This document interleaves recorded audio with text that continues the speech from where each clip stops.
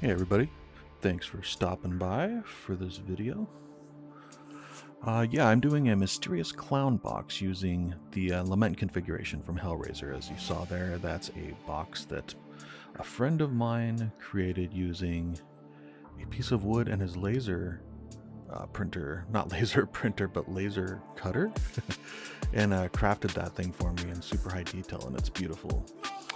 And I never gave him anything back as a thank you. I thought I would before, but it's been years now, so we'll have to see about that. But yeah, this is, hopefully he likes this piece. And this is based on a prompt from The Chaotic Draw Along by Anthony Wheeler. And it's a deck of cards that you pick out random cards and they put words together to make a prompt for you to draw. It's very fun. I recommend checking it out. And also check out his Twitch. He does a live stream every day of the week from 2 p.m. Pacific time. I think it's 3 p.m. Mountain. And he's a really funny guy. His community is really good and it's very inspiring to draw. And they do chaotic draw-alongs live on the channel on Fridays and Mondays, which is where this one came from, where we pick one live. This one was Mysterious Clown Box, which I thought was perfect to use the Lament configuration instead of a clown popping out of a box. I figured I'd do this sort of Pandora's box type of thing with an evil clown. But I like the idea of evil surging out of it, so I wanted to have it sitting on the ground. And as you'll see later, I have some vegetation and worms and other things growing out of the ground because of its energy. And yeah, here we go. Just still penciling it in here. I had a 3D render you saw earlier that I did in Blender. I actually was just trying out, it's just a basic box. I can do that perspective very easily, but I mostly just wanted to try out different lenses on it to see how much I wanted the box to warp, and I wasn't sure if I wanted the box to look gigantic or kind of the size of the actual reference piece. I ended up going with the smaller one sitting on the ground, and here it is. I'm drawing all the spiky tentacles coming out of it and the grass growing and everything. And there it is again, the Lament configuration. Oh yeah, that's how I spell my name on TikTok, with J's, Ginger Bear, if you want to look me up on there. And yeah, you see this little floating head guy down at the bottom too. This was recorded from a live stream I did.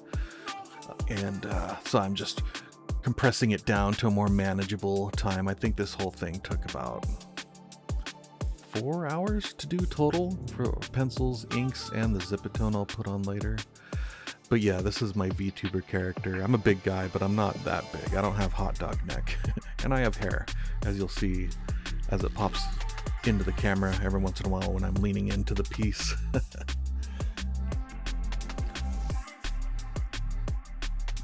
Yep, there it is. Still a redhead. Hasn't gone gray yet. Not quite there yet. But holding on as long as I can. Yeah, getting into the inking here. I'm using this Japanese felt tip pen I got that has replaceable tips, and it comes with an ink converter instead of those little spongy things. And I like how those feed ink a lot better. And it's refillable, of course. But unfortunately, I don't think they make them anymore. So I was going to link to it, but I can't even find a link to buy them. I bought them off Jet Pens, but they only have a couple left, and they don't even have a refill of the tip for that size. So once it's done, which is a bummer because I really like how it writes. It feels really good. I love the look of the pen. I love red in general. And red and black are kind of like my favorite color combo. Here's me being an unprofessional streamer where I forgot to focus for a moment. I'm focused on my head and not the paper, but it'll come back in a moment.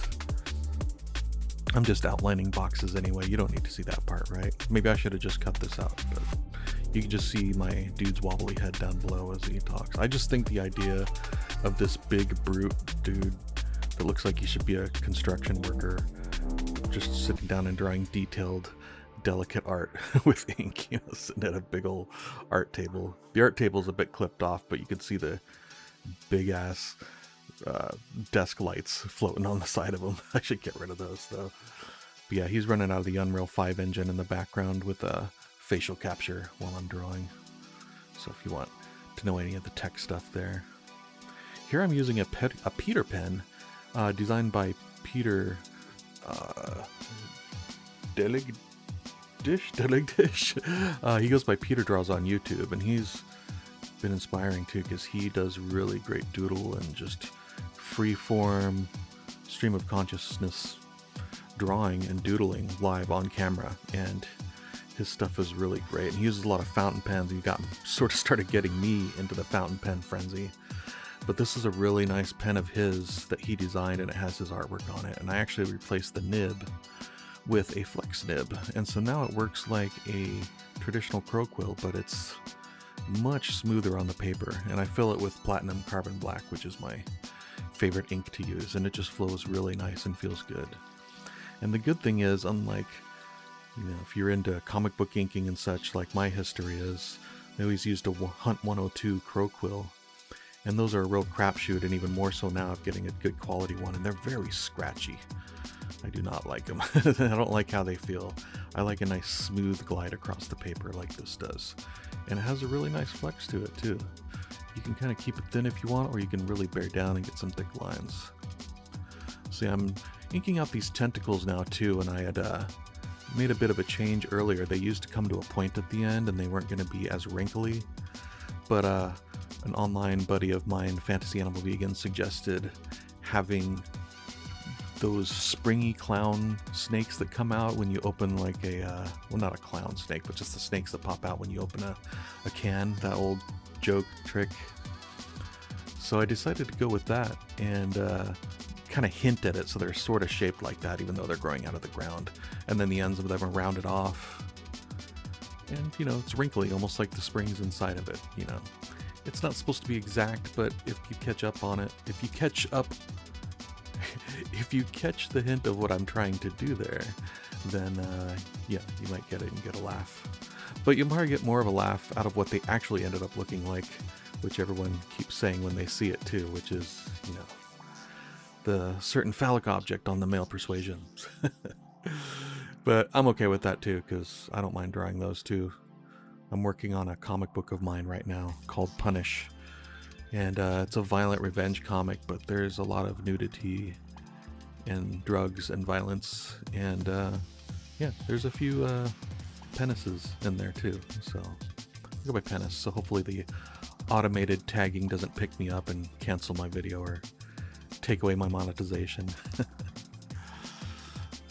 But yeah, I'm just sitting here chilling, chatting with y'all while I'm listening to the smooth sounds of royalty-free drum and bass.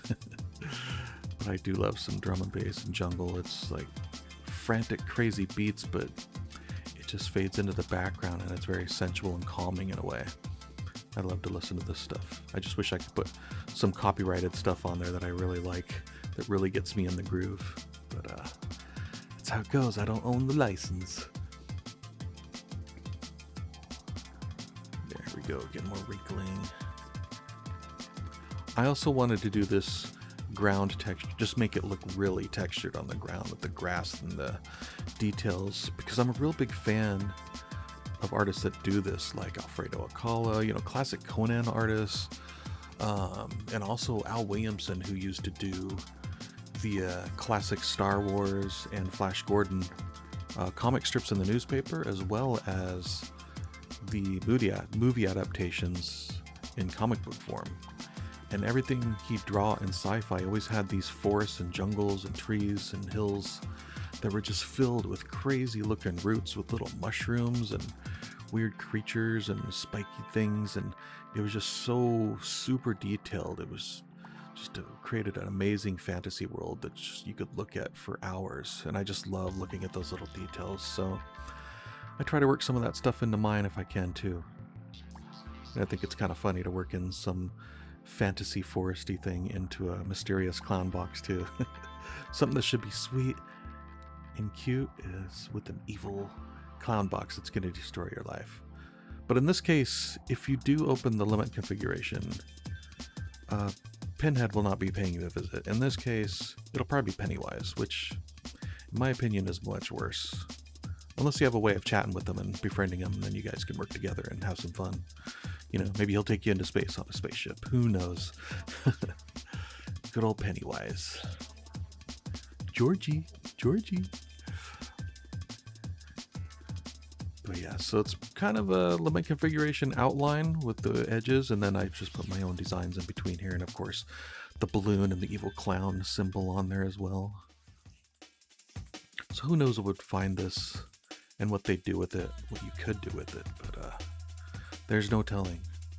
But much like the Necronomicon, I think I'd probably stay far away, even though it seems like it should be fun. Oh yeah, I made a big old mistake in there. Had to wipe the whole thing out, some acrylic white, but I have some acrylic white paint that goes on real smooth and it's easy to ink over it when you're done.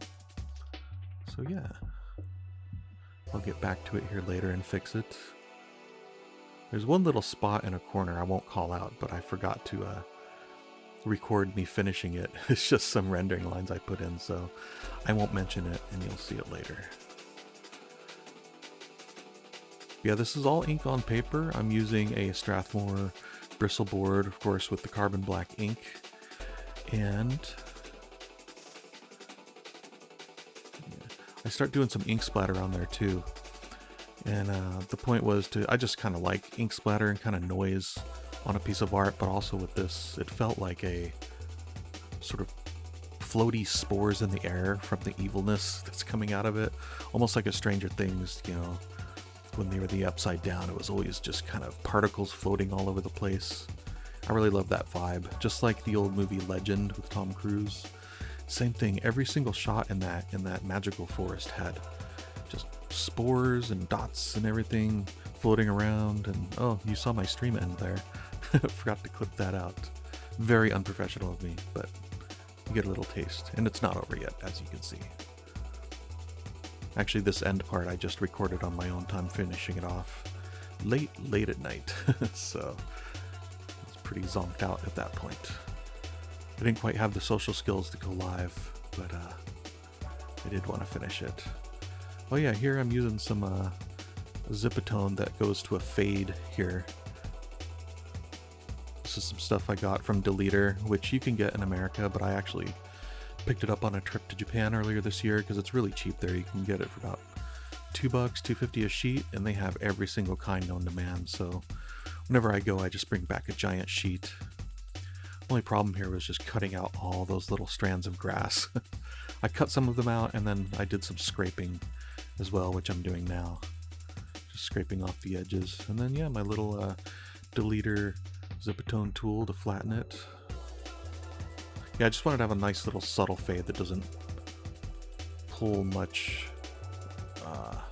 from the foreground, which I want you to look at. So just something real subtle back there. And there's some more white specks on there. Yeah, some more black. Yeah, just more floaty spores going around, and then that's pretty much it. So thanks again. I hope you enjoyed watching this and listening to me drone on about nonsense. And I'll have more soon. Ah, nice big headshot. See, I'm not bald, just like I said. I didn't lie. Bye-bye.